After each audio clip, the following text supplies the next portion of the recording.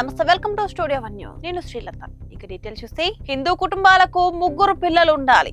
RSS chief Mohan Bhagwat. జనాభా క్షీణత సమాజం మనుగడకు ప్రమాదకరమని హెచ్చరిక.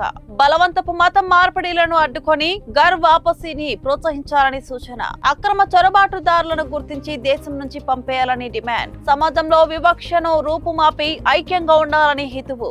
హిందూ సమాజం సంఘటితమై బలంగా మారాలని, జనాభా క్షీణతను అరికట్టేందుకు నిర్ణయాత్మక చర్యలు తీసుకోవాలని రాష్ట్రీయ స్వయం సేవక్ సంఘ్ ఆర్ఎస్ఎస్ చీఫ్ మోహన్ భగవత్ పిలుపునిచ్చారు. బలవంతపు మతం మార్పిడిలను నిలవరించాలని, ఘర్ వాపసీ ప్రయత్నాలను వేగవంతం చేయాలని ఆయన సూచించారు. లక్నోలోని నిరాలా నగర్ లో జరిగిన ఓ సామాజిక సామరస్య కార్యక్రమంలో ఆయన ఈ వ్యాఖ్యలు చేశారు. ఈ సందర్భంగా భగవత్ మాట్లాడుతూ హిందూ జనాభా తగ్గడంపై తీవ్ర ఆందోళన వ్యక్తం చేశారు. ప్రతి హిందూ కుటుంబంలో కనీసం 3 పిల్లలు ఉండాలని, ఇది సమాజ దీర్ఘకాలిక మనుగడకు అత్యవసరమని నొక్కి చెప్పారు. ఒక కుటుంబంలో సగటున 3 కంటే తక్కువ పిల్లలు ఉన్న ఏ సమాజమైనా భవిష్యత్ తరాలలో అంతరించిపోయే ప్రమాదం ఉందని శాస్త్రవేత్తలు తేల్చారు అని ఆయన గుర్తు చేశారు. నూతన దంపతులు ఈ బాధ్యతలను అర్థం చేసుకోవాలని కోరారు. బలవంతపు ప్రలోభాలతో కూడిన మతం మార్పిడిలకు వెంటనే స్వస్తి పలకాలని డిమాండ్ చేశారు. హిందూ మతంలోకి తిరిగి రావాలనుకునే వారిని స్వాగతించే ఘర్ వాపసీ కార్యక్రమాన్ని వేగవంతం చేయాలని, వారికి సరైన మద్దతు ఇవ్వాలన్నారు. అక్రమ చొరబాటుదారుల విషయంలో కఠినంగా వ్యవహరించాలని, వారిని వెంటనే గుర్తించి దేశం నుంచి పంపివేయాలని భగవత్ డిమాండ్ చేశారు.